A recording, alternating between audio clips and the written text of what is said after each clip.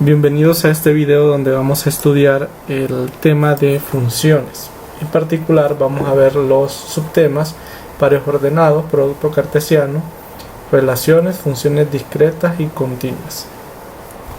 Esta presentación fue elaborada por la profesora Miriam González. Ok, vamos a iniciar entonces. El contenido pues ya se veía en los subtemas, pero aquí se recuerda de nuevo. Tenemos pares ordenados y producto cartesiano, distancia y punto medio, funciones y simetría de gráficas. Entonces vamos a ir viendo estos temas para ir afianzando, ¿no?, el conocimiento del inicio de este parcial. Entonces, bueno, primero iniciamos con producto cartesiano. Un producto cartesiano es un conjunto de pares ordenados, como podemos ver aquí, ¿no? Entonces aquí vemos la definición, nos dice dados dos conjuntos A y B, el producto cartesiano de A y B, denotado por A cruz B, es igual a ese conjunto que vemos aquí, es decir, esta partecita que vemos acá es igual a esto. Es decir, son todos los pares ordenados, vamos a entender así, ¿no? Par ordenado. Bueno, aquí se menciona también, ¿no?, donde es importante distinguir las componentes de los pares ordenados, ¿no? Esta parte de aquí, voy a hacer un poquito, este primer término de acá, esta letra A, que va en la primera posición, se conoce como primera componente. Y esta que está acá también se conoce como segunda componente.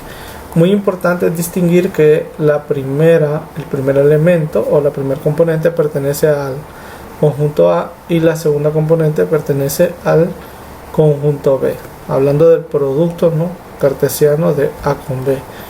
También notemos que en la definición se escribe así, ¿no?, como A cruz B, ¿no? Aquí tenemos algunos ejemplos. Vamos a ver por aquí. Aquí tenemos algunos ejemplos. Tenemos el conjunto A, ¿verdad? Vemos que los elementos son 1, 2, 3 y el conjunto B es XY. Entonces queremos el producto cartesiano, decimos. Entonces este conjunto estaría formado por todas las parejitas o pares ordenados, como les había mencionado antes, donde la primera componente son elementos de A. Miren, ahí pueden ver que está el 1, el 2 y el 3. Y la segunda componente son elementos de B. Miren que ahí está la X, la Y. Y esto debemos considerar todas las posibilidades, ¿verdad? Entonces aquí vemos todas las posibilidades. Aquí está 1 con X, 1 con Y, 2 con X, 2 con Y, 3 con X y 3 con Y. Deben estar todas, ¿no? Aquí tenemos otro ejemplo. Analicémoslo. Tenemos el conjunto C, que está conformado por raíz de 2 y raíz de 3, y el conjunto D formado por un medio y un cuarto. Y aquí hacemos notar, por ejemplo, que es importante el orden. Por ejemplo, un cuarto como raíz de 2 no pertenece al producto cruz de C con D. ¿Por qué?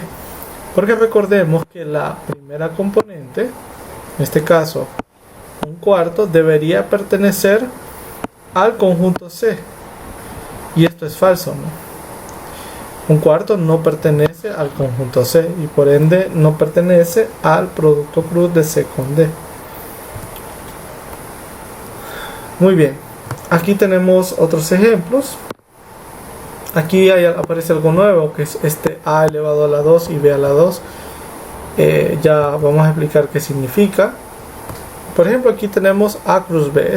Este ejemplo vamos a pasarlo. Me interesa A a la 2 porque no habíamos visto antes nada de esto. Fíjense aquí en A a la 2.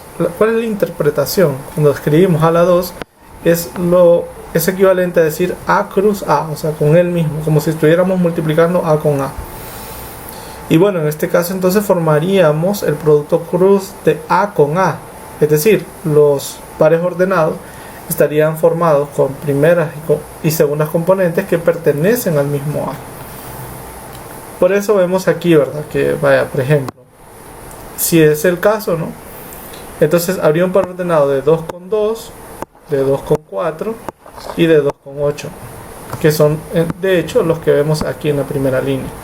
Luego habría uno de 4,4, uno de 4,2 y uno de 4,8, que son los que vemos aquí, ¿no?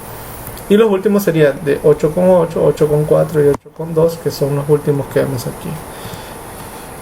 Muy bien. Vamos a dar una definición de pares ordenados cuando cómo identificar si estos son iguales, ¿verdad? Y esto es bastante sencillo. Simplemente decimos que si dos pares ordenados consideramos que son iguales, entonces tanto la primera como la segunda componente respectivamente deben ser iguales, ¿no? Aquí vemos algunos ejemplos. Nos dicen aquí sean los pares ordenados tales.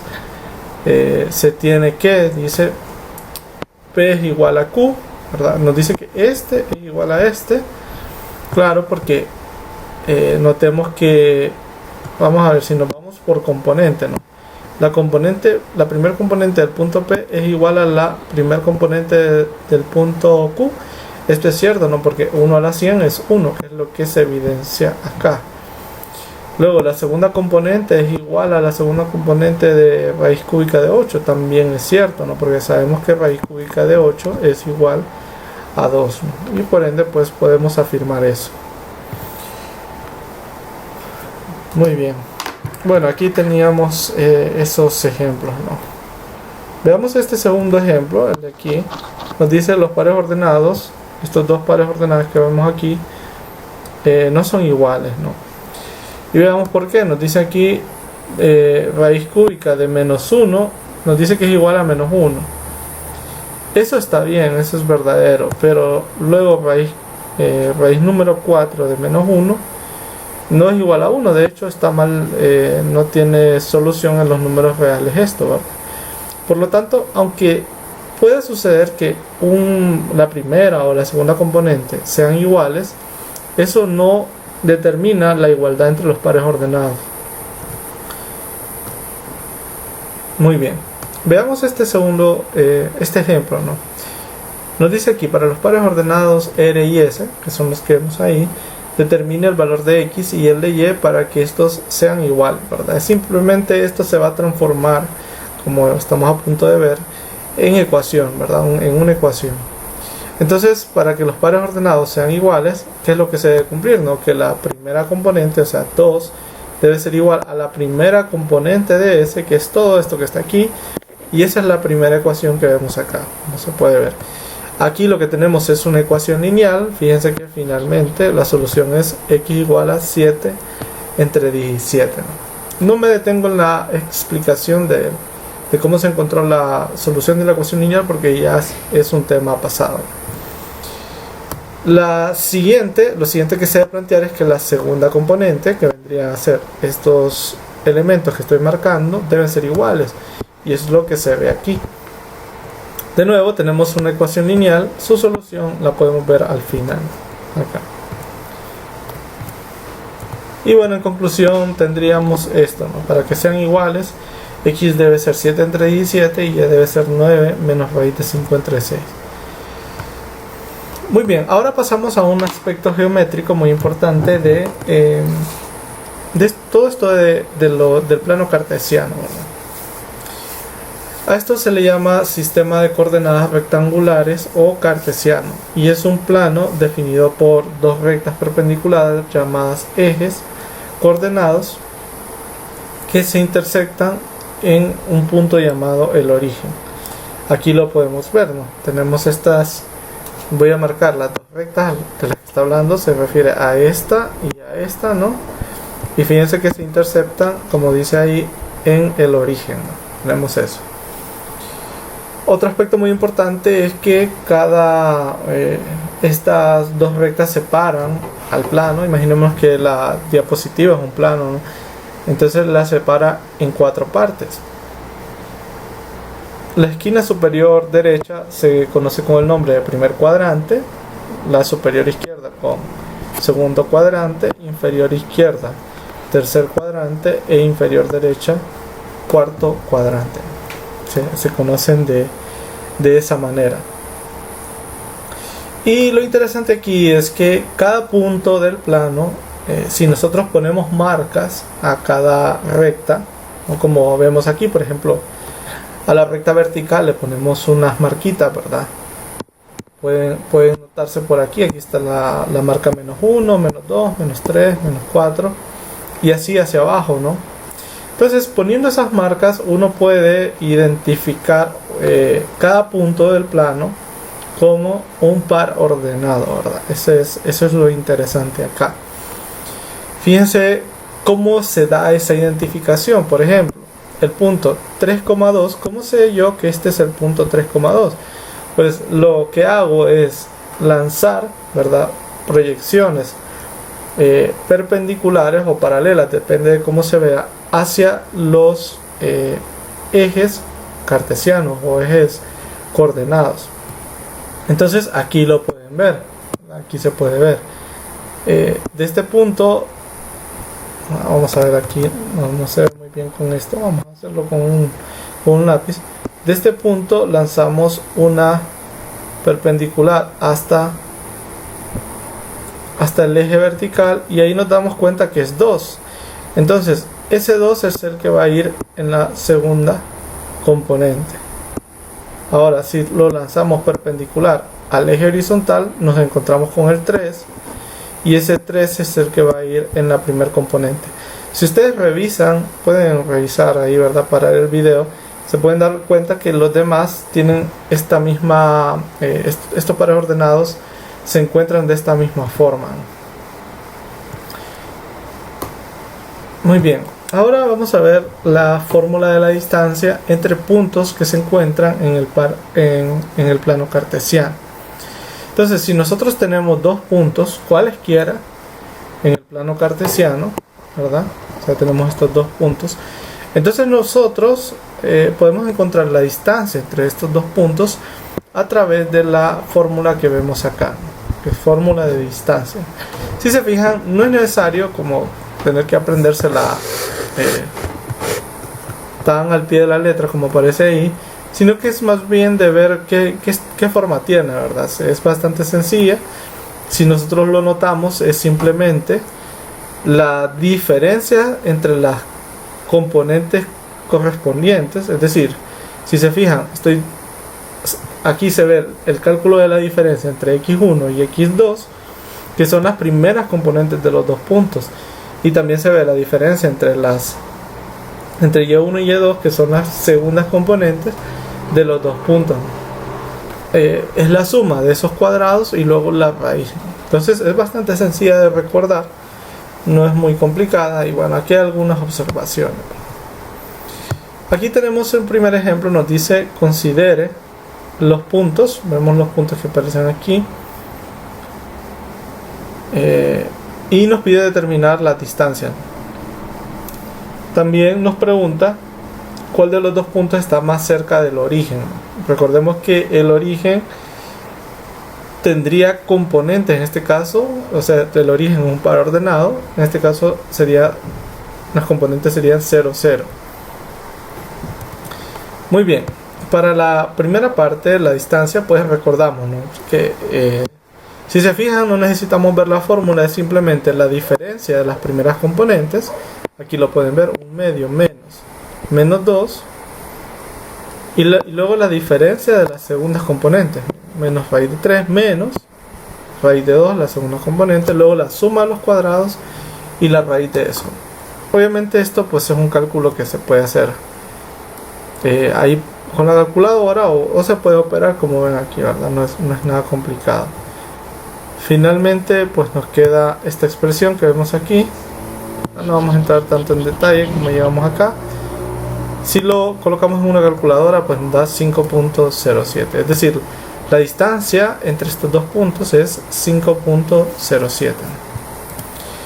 Otra pregunta que nos hacían es cuál punto está más cerca del origen. Entonces lo que podemos hacer es calcular las distancias de los respectivos puntos al origen y ver cuál es más pequeña, ¿no?, para saber cuál está más cerca. Entonces hacemos exactamente lo mismo. Miren, tomamos la primera componente, se la restamos a 0, que es la primera componente del origen. Luego menos 3, le restamos 0, que es la segunda componente del origen. Y bueno, simplemente hacemos el cálculo, pueden ver que da 3.04.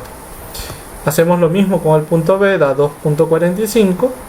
Por lo tanto, B es el punto que se encuentra más cercano al origen. Esa sería la conclusión final. Muy bien. Veamos este otro concepto dentro del plano cartesiano, que es el punto medio, ¿no? Que es cómo encontrar el punto medio entre dos puntos dados. Entonces aquí ya no es un numerito el que buscamos como en la distancia, sino que es un par ordenado el que estamos buscando.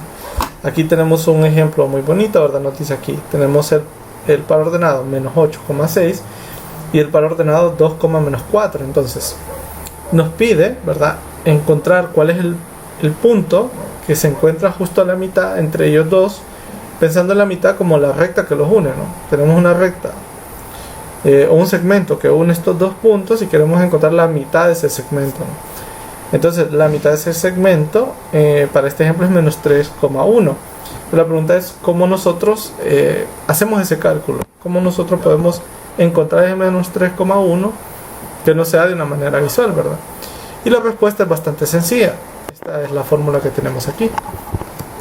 Es simple, si se fijan, guarda cierta simetría, ¿no?, que nos sirve para recordar estas fórmulas. Si se fijan, es simplemente se suman las primeras componentes de los dos pares ordenados y se divide por 2. Esa sería la primera componente del punto medio. La segunda componente del punto medio sería la suma de las segundas componentes de los pares ordenados divididos por 2. Y bueno, eso es así, ¿verdad? Sencillo. Aquí tenemos un ejemplo, nos piden determinar cuál es el punto medio entre estos dos puntos que vemos aquí. Entonces, como les mencionaba, no es necesario como recordar ninguna fórmula, ¿verdad? Miren que simplemente tomamos las primeras componentes, las sumamos y las dividimos por 2. Pueden ver que es un tercio más. Hay que tener cuidado con los signos, ¿no? En este caso sería más menos 2 y luego por 2. Luego las segundas componentes las sumamos en un sexto, los 3/5 y naturalmente, bueno, según la fórmula que vimos antes, lo dividimos por 2 y ya después solo sería operar ahí. Si operamos esas fracciones, finalmente lo que nos queda es este par ordenado de aquí, es decir, de forma gráfica, menos 5 sextos, menos 13 sobre 60 es el punto medio entre A y B en este caso. Muy bien, una vez que vimos todos estos conceptos un poco básicos del plano cartesiano, entramos a una de los conceptos, ¿verdad?, más importantes en las aplicaciones de las matemáticas, que son las funciones. Entonces aquí vamos a ver en qué consiste esto, ¿no? Entonces, una función f de un conjunto x a un conjunto y es una correspondencia que asigna a cada x de x un único elemento y en y. A x se le denomina preimagen y a y se le denomina imagen. Entonces, una función de forma intuitiva lo podemos ver como una regla o un mecanismo, también podemos pensar en mecanismo, de cómo asocia a un conjunto determinado los elementos en otros elementos de otro conjunto determinado, ¿no? Podríamos pensar, por ejemplo, en las personas. Por ejemplo, tenemos las personas y hay una función que a cada persona le asigna una identidad, ¿no?, un número de identidad. Entonces ahí vemos dos conjuntos, ¿no?, el conjunto de las personas, el conjunto de los números de identidades. Y hay una forma en la que a cada persona se le asigna un número de identidad. Vaya, tenemos este ejemplo de aquí. Imaginemos que X es el conjunto de las personas y Y es el conjunto de los números de identidades. Entonces, ¿qué sucede? A cada personita del conjunto X se le asocia un numerito del conjunto Y, ¿verdad? A cada, aquí tenemos un X1, pues se le asigna un número de identidad y así. Entonces, esta es una manera en cómo se asocia, ¿verdad?, a cada elemento de un conjunto otro elemento en un segundo conjunto, ¿no? A los elementos del primer conjunto se les llama preimágenes, a los del segundo elemento se les llama imágenes, ¿verdad? Aquí hay algunas observaciones acerca de las funciones. Primero tenemos el valor y en y, que es asignado por f a x, se denota por f de x. Esta es pura notación, ¿verdad? Es decir, si nos vamos al dibujito anterior, si nos vamos a este dibujito, esa primera observación lo que nos dice es que, vaya, si y2 es lo que se le asigna a x2, entonces vamos a escribir, entonces y2 es f, o sea, f la función, ¿no?, de x2. Por ejemplo, para este y este, entonces diríamos y1 es f de x1. Y así, ¿no? De una manera general sería escribir y es igual a f de x. Muy bien, el conjunto de x se llama dominio, es decir, el conjunto de partida, podemos decir, y se denomina de esta forma, como dom sub f, ¿no?, como dominio de la función f. El conjunto y recibe el nombre de contradominio o rango de la función f y se denomina como rango de f, entonces ahí lo vemos. Una función puede especificarse por medio de un diagrama. Estas son como las formas, ¿no?, diagrama, gráfica, una lista de puntos o una fórmula matemática. Como esquema y gráficas, pues vemos acá, ¿no? Aquí, por ejemplo, en este esquema nos está diciendo a 2 se le asocia el número 4, a 4 se le asocia el número 8, y así, ¿no? De esa manera. Y gráficamente, pues, gráficamente es que nosotros tomamos los elementos del conjunto de partida,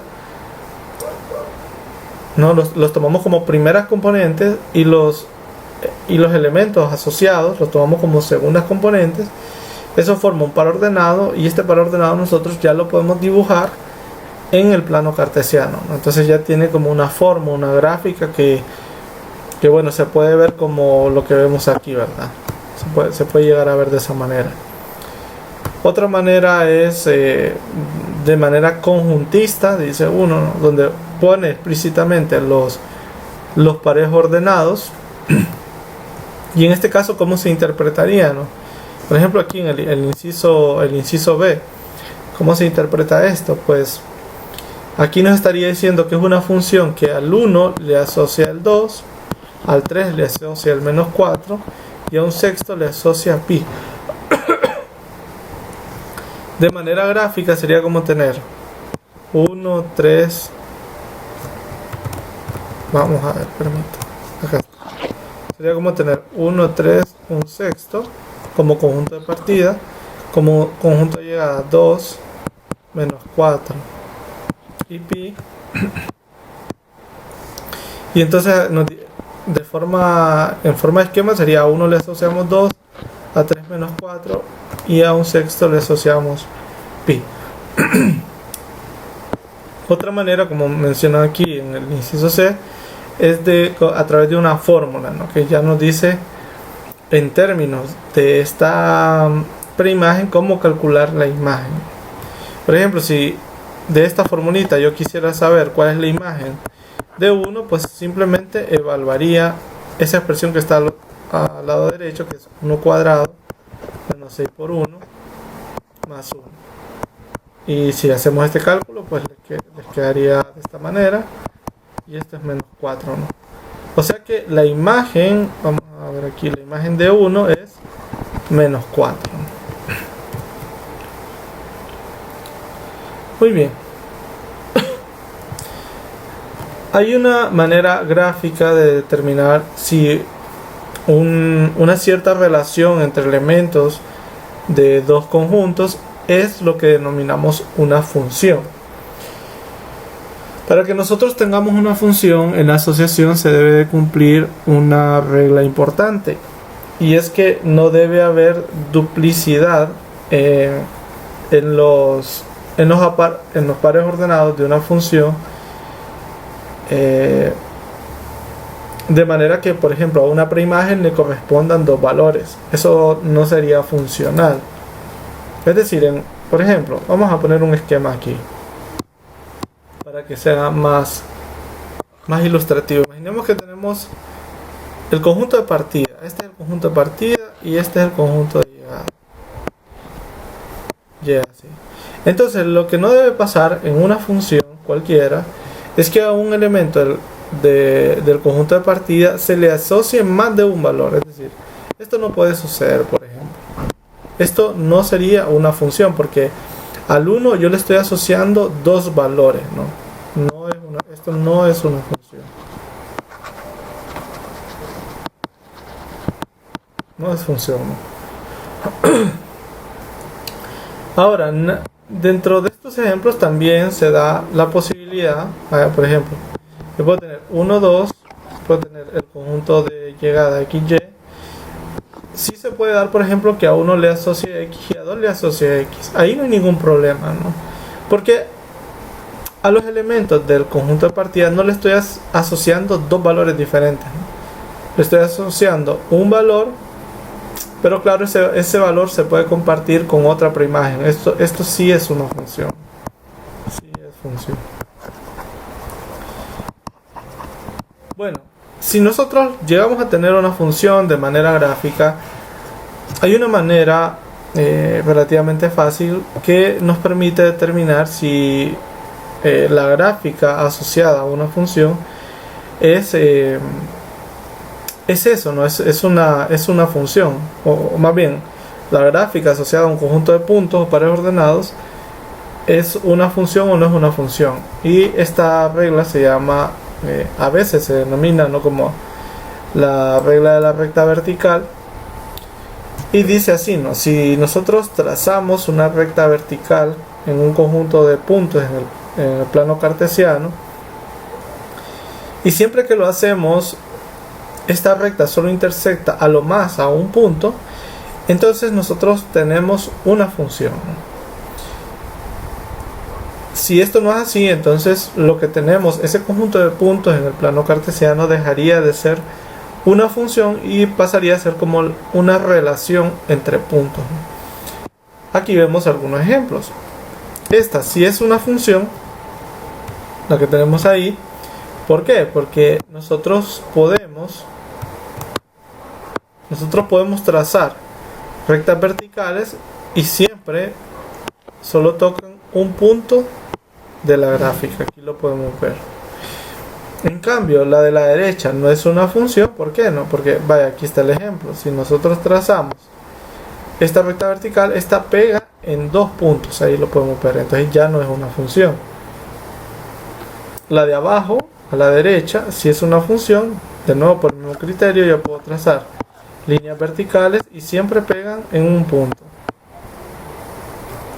La que está al lado izquierdo, en la parte de abajo, esta no es una función y cuesta un poquito verlo, pero es justamente en este caso de aquí, ¿no?, donde vemos que pega en este punto y en este punto que está ahí.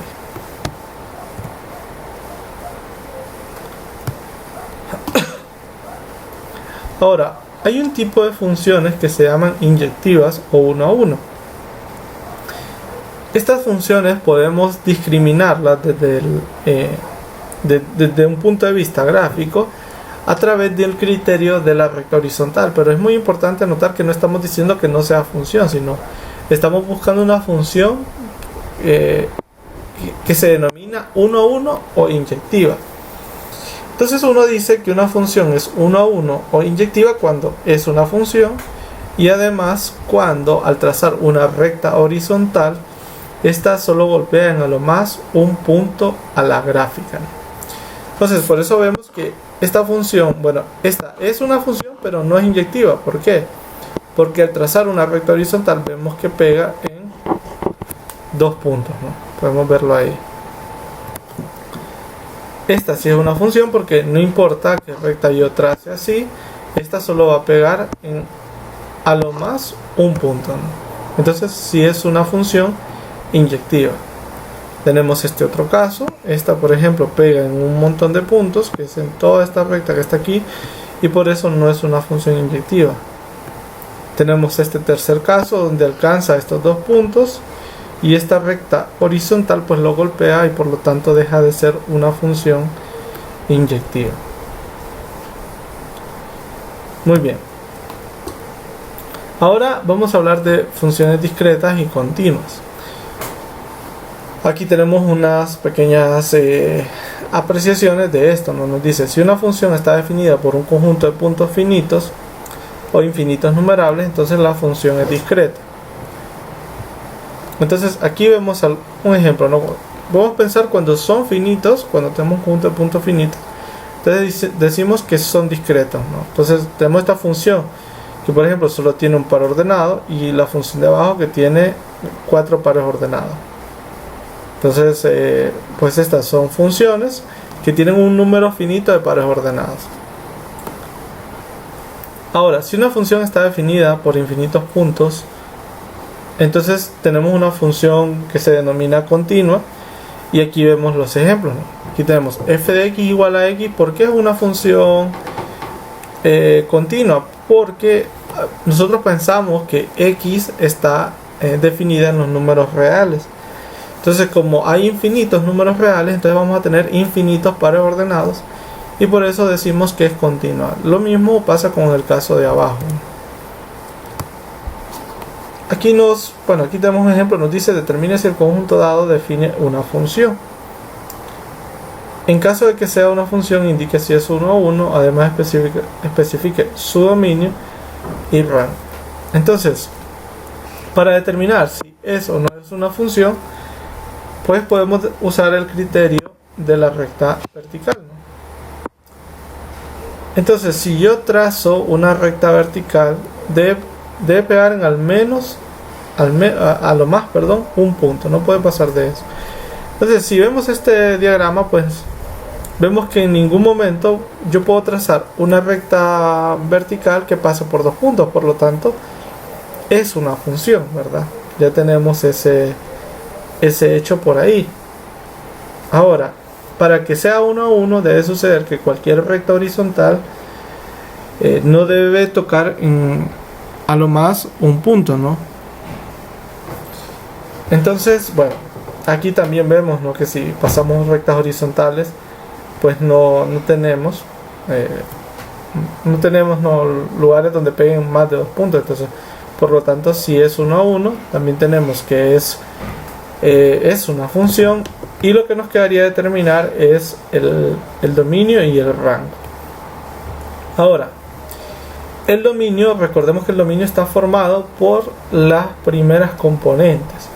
Entonces, si nosotros miramos nuestros pares ordenados, podemos identificar claramente cuáles son las primeras componentes. Está el menos 8, menos 4, menos 6, menos 7, 4, 2, 8 y menos 3. Entonces, esos elementos van a formar el dominio y el rango van a ser los otros elementos que serían el 8, el 6, el 4, el 3, el 0, el menos 5, el menos 7 y el menos 6. Aquí pues ya nos dicen, ¿no?, lo que les había comentado. Y aquí vemos el dominio, ¿no?, que son los puntos que les había mencionado. Y aquí está el rango también. En este caso podemos ver que este ya no sería una función, este es un segundo ejemplo. Y aquí lo podemos ver por qué, ¿no? Porque si nosotros trazamos una recta vertical, pues vemos que pegan esos 2 puntos, ¿no? Entonces ya deja de ser una función, ¿no? Ya deja de ser una función. Tenemos otro caso por aquí. Miren que, de nuevo, si nosotros trazamos rectas verticales, vemos que solo pega en un punto, ¿verdad? No hay un lugar donde nosotros podamos decir, aquí pega en 2 puntos. Entonces, esto es una función para empezar. Aquí lo menciono.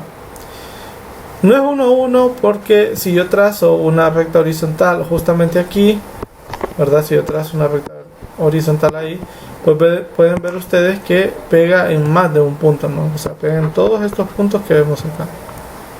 Por lo tanto, no es 1 a 1.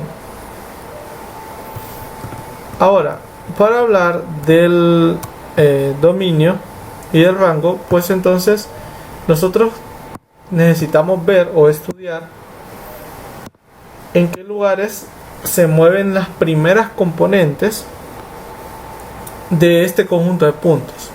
Vaya, por ejemplo, si yo tomo este punto que está aquí, que pertenece a este conjunto de puntos, yo puedo ver que su primera componente, recordemos cómo se obtienen las primeras componentes, ¿verdad? Trazo una vertical hacia la horizontal y aquí tendría esa primer componente, ¿no? Si yo, por ejemplo, tomo esta, su primer componente estaría por acá, o si tomo este punto de aquí, su primer componente estaría por aquí, y así, ¿no? Entonces nosotros podemos ver que las primeras componentes van quedando sobre todo el eje horizontal, ¿no? Podemos ver que van quedando ahí. Y como estas flechitas indican que esto sigue y esta flechita también indica que esto sigue, entonces las primeras componentes también van a seguir en ambas direcciones. Entonces, por lo tanto, el dominio de esta función serían pues todos los números, serían los reales, ¿no? En este caso. Bueno, aquí pueden ver el dominio. Ahora, para determinar el rango tenemos que fijarnos en las segundas componentes. Por ejemplo, si yo quiero ver cuál es la segunda componente de este punto, entonces yo lo proyecto a través de una recta perpendicular hacia el eje vertical, de esta manera. Entonces este punto de aquí, por ejemplo, este valor de aquí pertenece al rango de esta función. Entonces podemos ver que el rango se mueve aquí, ¿no? Podemos ver que se mueve acá y también se mueve hacia abajo porque esta recta va hacia abajo, ¿no? Ahora, ¿cuál es el punto que proyectado llega como a un extremo? Pues sería justamente aquí, mira. Pueden notar ustedes que justamente acá, que su valor sería 6 positivo, ¿no? Entonces podemos ver que el rango va desde menos infinito hasta este último valor que es 6, ¿no? Es lo que vemos acá. Bueno, aquí tenemos más ejemplos. Vamos a pasar de ellos. Son ejemplos bastante parecidos. Vamos a ver, tenemos este de aquí que nos dice evaluar una función en un valor r consiste, bueno, esta es una definición, en sustituir la variable en la que está definida la función por r. Entonces aquí vemos un ejemplo, tenemos evaluar f de y, nos dicen que es y cuadrado menos 3 a la y más pi menos y entre 2 en pi. Entonces nos están pidiendo que la evaluemos en el valor de pi. Entonces, ¿qué hacemos? Simplemente sustituimos, pueden ver ustedes, el valor de y simplemente lo vamos a sustituir por pi. Pueden ver que es justamente lo que aparece acá abajo, ¿no? Miren que ahí se sustituyó por pi. Si se hace esta operación, pues van a notar, aquí va a quedar pi menos pi, esto es 0, ¿verdad? Esto queda 0. Simplemente queda pi cuadrado menos 3 a la pi. Aquí tenemos otro ejemplo. Bueno, son de evaluar, ¿verdad? Esto no nos vamos a detener demasiado ahí.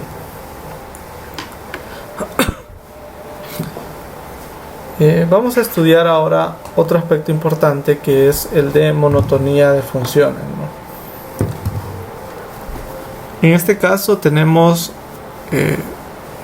4 posibles características que son creciente, decreciente y constante, ¿no? Entonces, cuando uno tiene una gráfica de un conjunto de puntos, que es una función, que al final termina siendo una función, entonces nosotros podemos identificar estas características en la gráfica, ¿no? Es decir, en qué puntos crece, en qué puntos decrece, en qué puntos es constante. Entonces, hay una manera bastante fácil de recordar todo esto, ¿verdad? O sea, aquí están las definiciones, pueden verlas. Pueden ver en qué casos es constante. Entonces, pero bueno, hay una forma bastante ilustrativa, ¿verdad? En la que ustedes pueden imaginarse moviéndose de izquierda. Vamos a ponerlo aquí. Ustedes imagínense que van de izquierda a derecha. Imagínense que van caminando por acá. En la gráfica, ¿no? Ustedes son una persona que va caminando ahí. Entonces, si al caminar ustedes de izquierda a derecha, es muy importante porque no es lo mismo de derecha a izquierda. Si ustedes, por ejemplo, aquí se van moviendo de izquierda a derecha, entonces ustedes aquí suben. Pueden notar que aquí suben. Entonces, en este caso tenemos creciente, ¿no? Luego pueden ver que al llegar a este punto de aquí, luego bajan, ahí es decreciente, miren. Luego pueden notar que vuelven a subir un poquito, creciente. Luego suben de nuevo, creciente. Luego bajan, decreciente. Y luego no bajan ni suben. Y eso es el caso constante, ¿no? Pero como mencioné al inicio, pues tenemos también las definiciones que ustedes las pueden ver ahí, ¿verdad? En qué casos de manera formal tenemos que crece o decrece, ¿no? Pero gráficamente es bastante sencillo notarlo. Otro aspecto importante de la gráfica son los interceptos, ¿no? Lo que se denomina como intercepto. Y son los puntos que tocan a los ejes, ¿no? Entonces los interceptos siempre tienen, los pares ordenados que representan interceptos, siempre tienen ciertas formas. Por ejemplo, aquí tenemos los interceptos del eje horizontal o eje X, ¿verdad? Se denominan de esa manera, como X, 0. Si se fijan, la segunda componente es 0, por ejemplo, no tiene altura, no se mueve ni para arriba ni para abajo. Y aquí tenemos algunos ejemplos, miren, podemos ver este, ¿no? Aquí menos 6,0 es un intercepto, este de aquí también 4,0 es un intercepto, y este 8,0 también es un intercepto. Vemos que todos comparten esa característica, que la segunda componente es 0 y por ende se ubican en el eje X, ¿verdad? O el eje horizontal. Los interceptos, dice uno, en el eje vertical o en el eje Y, tienen la característica de que la primer componente es 0. Entonces aquí tenemos un ejemplo, 0,1. Ese es un intercepto en el eje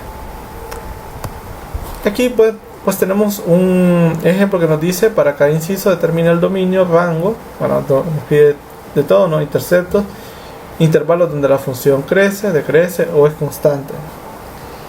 También nos pide que indique cuál es la imagen de 4 y cuál es la preimagen de 0. La imagen de 4 y la preimagen de 0. Es muy importante tomar en cuenta eso. Entonces aquí tenemos nuestra gráfica, y si recordamos aquella regla para estudiar la monotonía, es decir, donde crece o es constante, recordemos que nos movemos así, ¿verdad? De izquierda a derecha. Entonces pueden ver ustedes que aquí decrece, luego decrece, luego crece, miren, luego decrece, aquí se mantiene constante, ¿no? Luego decrece de nuevo y luego crece, ¿no? Tenemos así. Entonces con aquella regla, ¿no? La regla de movernos de izquierda a derecha. Entonces ahí pueden ver que el verdecito sería decrece, el rojo crece y el amarillo se mantiene constante. Entonces nosotros, cuando nos piden que indiquemos los intervalos donde la función crece es describir los intervalos en el dominio donde estas cosas suceden, ¿no? Entonces, bueno, aquí pueden ver ustedes de la imagen anterior que si nosotros observamos, el dominio correspondiente a esta primera parte de colorcito verde, estaríamos hablando que desde menos infinito hasta llegar a menos 6, la función, dice uno, decrece, ¿no? Luego pueden ver que de menos 6 hasta menos 2 sucede esto, la función crece. Y así uno va estudiando por intervalos, ¿no? Entonces ahí pueden verlo ustedes.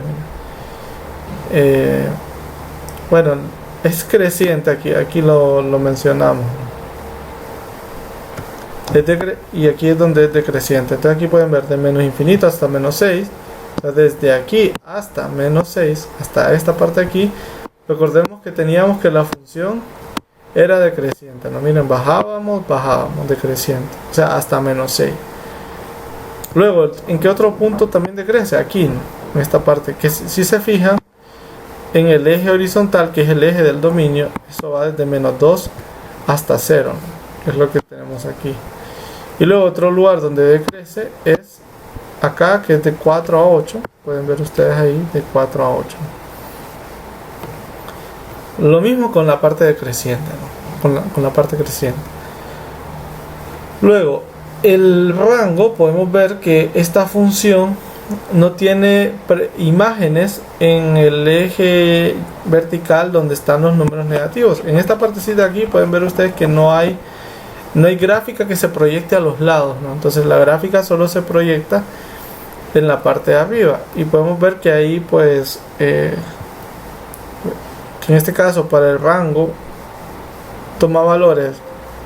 Si se fijan acá tenemos en 6, desde 0 hasta 6, y luego tenemos de menos 8 hasta infinito, ¿no?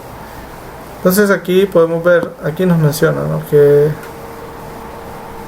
vamos a ver, aquí nos dice el rango va de 0 a infinito unido con menos 2.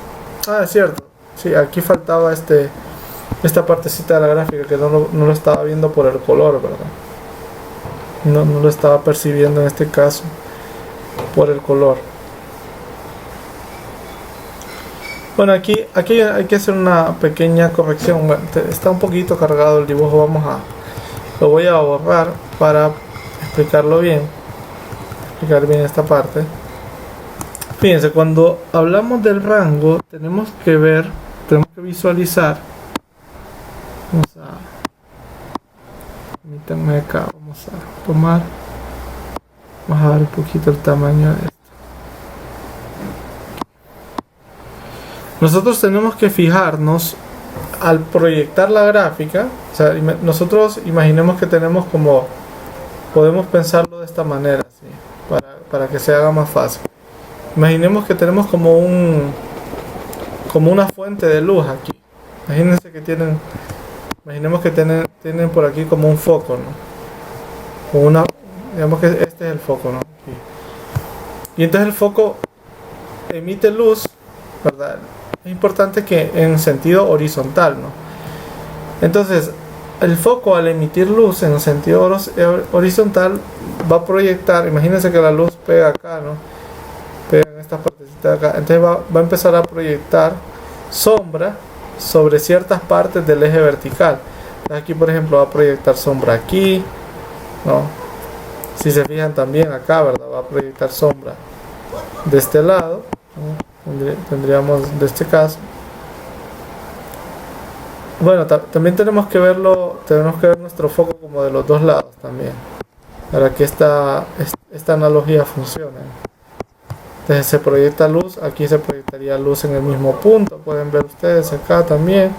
Entonces, si nos fijamos, finalmente los lugares donde pega la sombra son en estas partecitas de acá. Y aquí también, en este punto, ¿no? Si nosotros proyectamos imaginemos, la luz va así, ¿no? Entonces en este punto también. Entonces, si nos fijamos, eso vendría a ser el rango. El rango entonces iría, podemos notarlo aquí, desde 0 hasta 6, y luego desde 8 hasta infinito, y también el punto menos 2, ¿verdad? Por lo tanto, ese vendría a ser el rango, ¿no? O sea, vamos a corregir ahí porque no estaba del todo bien.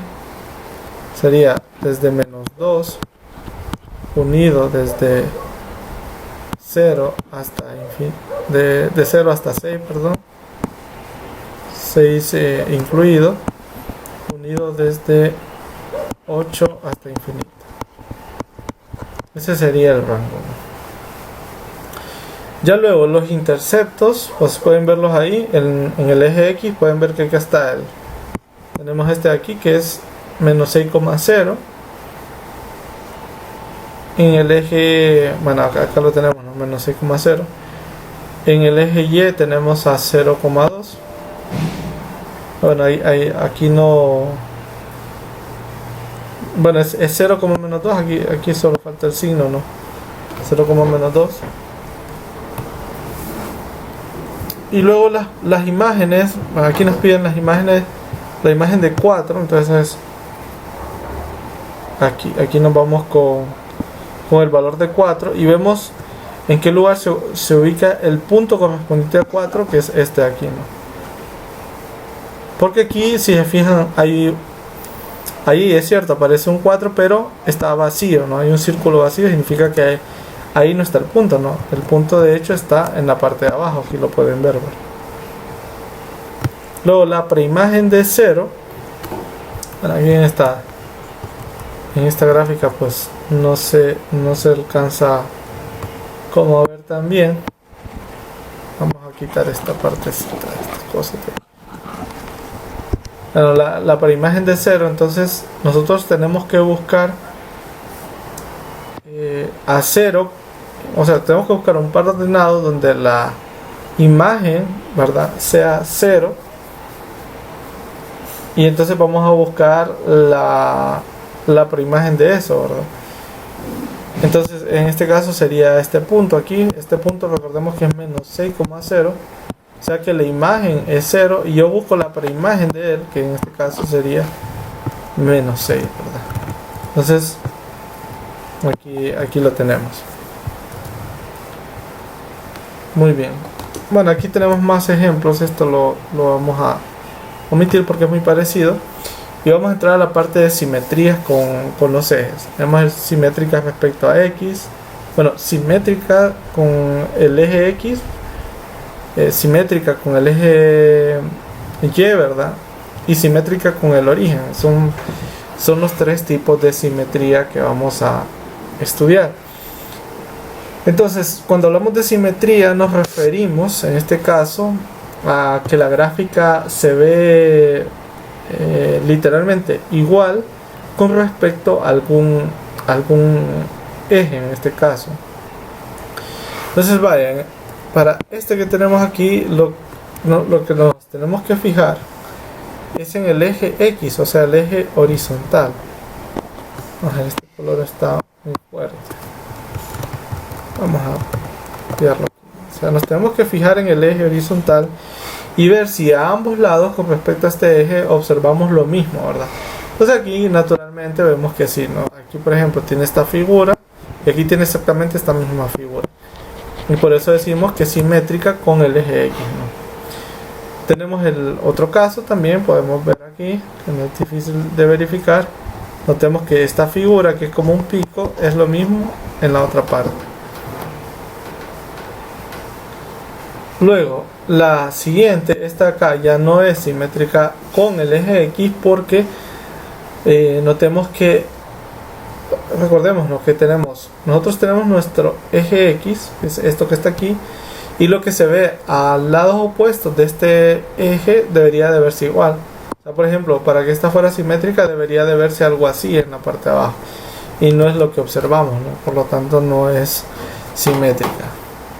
Una definición para tener la simetría respecto al eje, una simetría con el eje X, es lo que vemos aquí en la parte de abajo, ¿no? Que si nosotros tenemos el par ordenado X, Y, entonces también debe aparecer el par ordenado X, menos Y, ¿verdad? Esa es la definición para que nosotros sepamos que hay simetría con un eje, ¿verdad? Con un eje en particular. Aquí pues tenemos algunos ejemplos que nos piden determinar si esta es simétrica con el eje X. Aquí podemos ver que para que fuera simétrica con el eje X tendría que verse esto así, ¿no? Y pues no se ve, ¿verdad? No se ve, entonces por lo tanto esta no sería simétrica con el eje X. Ahí bueno, ya vemos la respuesta. Aquí tenemos una donde no nos presenta la gráfica, sino que nos presenta una fórmula, ¿no? de la función. Entonces, para que, recordemos, ¿no? Vamos a escribir aquí la definición. Si yo tengo que XY pertenece a la función, entonces debe pasar que X, menos Y también pertenezca a la función, ¿verdad? Eso es lo que debe suceder. Entonces, aquí vamos a ver, nos presentan, imaginemos un punto XY que pertenece a esta función. Entonces recordemos que Y es h de X, ¿verdad? Cuando tenemos esta notación, Y es h de X. Entonces esto es x, h de x es menos 3 raíz cúbica de x al cuadrado. Ahora, como esto pertenece a la función, yo debería verificar que al cambiarle el signo a la segunda componente, ese par también pertenezca a la función. O sea, debería pertenecer el par x, la parte positiva, ¿no?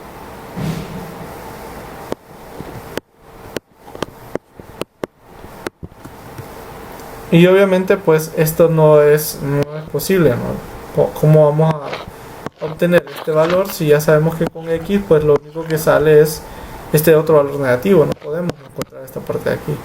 Por lo tanto no es simétrica, ¿no? Respecto a x. Respecto con el eje x, ¿verdad? Muy bien, tenemos este otro caso donde pues de nuevo, ¿no? Aquí hay un criterio que es simplemente sustituir y por menos y, y bueno, tendremos la misma ecuación, por lo tanto sí se daría la simetría respecto al eje x en este último. Ahora, simétrica con el eje y, este es muy importante, ¿no? Es con el eje y se da cuando nosotros tenemos muy parecido con el eje x, ¿no? Ahora es con el eje y se debe ver exactamente lo mismo, ¿no? Entonces aquí podemos ver que estas claramente son simétricas con el eje y, pero la tercera no lo es, ¿verdad? Y es porque si fuera simétrica con el eje y, tendría que ver exactamente lo mismo a ambos lados. O sea que yo esperaría que se mirara algo así también, ¿verdad? Lo cual no pasa, por lo tanto no es simétrica. Un criterio para determinar que una gráfica es simétrica con el eje y es que esta igualdad se cumple, ¿no? Muy bien. Aquí tenemos este ejemplo, nos dice, ¿no?, si es simétrica con el eje y. Claramente sí, ¿verdad? Este es el eje y vemos que lo mismo se observa a ambos lados, ¿no? Por lo tanto sí es simétrica con el eje y. Tenemos este otro caso, ya es una función, y entonces tenemos aquel criterio, ¿no?, que es si nosotros logramos verificar que h de x es igual a h menos x, entonces estaríamos hablando que es simétrica con el eje y. Si nosotros sustituimos y comparamos, pues nos podemos dar cuenta de que, es decir, si yo tengo h de x igual a h de menos x, en este caso de un lado me quedaría x al cuadrado más x más 3, y del otro lado me quedaría x al cuadrado menos x más 3. Si se fijan, estos numeritos se nos cancelarían y me quedaría de aquí que x es igual a menos x. Si yo muevo esto al otro lado, sería decir que 2x es igual a 0, y esto implicaría que decir que x es 0. Es decir, solo cuando x es igual a 0 se cumple esa condición, y si no es 0, pues entonces no se cumple, por lo tanto no es simétrica con el eje y, ¿verdad? Aquí ya nos dice, no existe simetría con el eje y. Simétrica con el origen. En este caso se debe verificar respecto a, se puede entender así, ¿no?, como respecto a dos, esto ya no habla de los dos ejes, ¿no?, sino que es, imaginemos así, ¿no?, tenemos esta gráfica, entonces se debe proyectar de esta manera, ¿no? Lo que tenemos, bueno, podemos pensarlo, vamos a ver de otra manera. Imaginemos que tenemos los dos ejes, entonces lo que está aquí se debe proyectar hacia este lado de acá, ¿no? Y luego lo que está acá se debe proyectar hacia este lado que está acá. A eso nos referimos con simetría respecto al origen. Y esta es una condición para que se dé esa simetría, para que tengamos esa simetría. Nos dice aquí, para determinar si la expresión matemática que define una gráfica H es simétrica con el eje X, se debe cumplir. Bueno, aquí vamos a ver. Bueno, creo que aquí está mal, ¿verdad? Es que h de x es igual menos, así, ¿verdad? H de menos x, así. se debe cumplir esta condición, ¿verdad? Esta sería la condición que se debería de cumplir, ¿verdad? Esta es la condición que se debería de cumplir. Aquí pues vemos ese caso, ¿verdad? Entonces notemos lo que habla, ¿no? Que esto que está aquí se proyecta al otro lado. Podemos ver que eso es así, ¿no? Miren que de manera simétrica se proyecta acá. Entonces sí es simétrica respecto al origen. Ahora, para que sea simétrica respecto al origen, esta expresión, ¿no?, que tenemos en ese caso, pues se debe cumplir. Vamos a recordarlo por aquí. Vamos a ver en aquel caso. Sí. Lo que se debe cumplir es que si nosotros tenemos el par ordenado XY, entonces debemos tener el par ordenado menos X, menos Y. Esto es lo que debe suceder, ¿no? Esto es lo que debe suceder. Que bueno, al final esto se traduce en que, es decir, nosotros tenemos que Y es f de X y tenemos que menos Y es f de menos X, ¿no? Con lo cual pues tenemos la condición que les explicaba antes. Vamos a ver aquí. F de menos X. Bueno, esto en términos de funciones.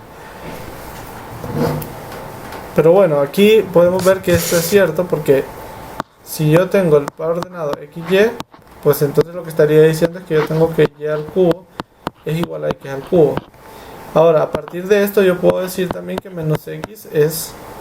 y menos Y también aparece porque simplemente yo puedo ver que esa relación se mantiene también, ¿no? Si yo tengo menos Y al cubo, también es menos X al cubo, ¿no? Por lo tanto también es simétrica con el origen. Muy bien. Este fue el primer video sobre gráfica, ¿verdad? Entonces vamos a tener una segunda parte donde ahondaremos en otros temas.